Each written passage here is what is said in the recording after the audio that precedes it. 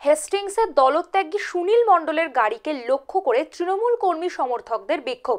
ভেঙে দেয়া হলো গাড়ির সামনের অংশ, দেখানো হলো কালো পতাকা। আমরা দেখব সেই ছবি। সাংসদ সুনীল মণ্ডলের গাড়িতে বাধা দেওয়ার ঘটনাকে কেন্দ্র করে অশান্তি ছড়ালো বিজেপির হেস্টিংস অফিস চত্বরে। তৃণমূল বিজেপি দুপক্ষের মধ্যেই সংঘর্ষ বেঁধে যায়, যার জেরে উত্তেজনা ছড়িয়েছে গোটা এলাকায়। প্রসঙ্গত, শুভেন্দু সহ তৃণমূল থেকে বিজেপিতে আসা 43 জনকে সংবর্ধনা দেওয়ার কর্মসূচি রয়েছে আজ বিজেপির। সেই কারণেই সাংসদ সুনীল মণ্ডলের গাড়ি যখন বিজেপি অফিস চত্বরে এসে পৌঁছায়, তখন তাকে বাধা দেন তৃণমূল কর্মী সমর্থকেরা। সুনীল মণ্ডলের গাড়ি ঘিরে বিক্ষোভে ফেটে পড়েন তারা। ধুমধুমার বাঁধে এলাকায়। পরে পুলিশ পরিস্থিতি নিয়ন্ত্রণে আনে। অভিযোগ, বিজেপি অফিস চত্বরের সামনেই আজ সকালে হঠাৎ করে পথসভার জন্য মঞ্চ বাঁধে তৃণমূল।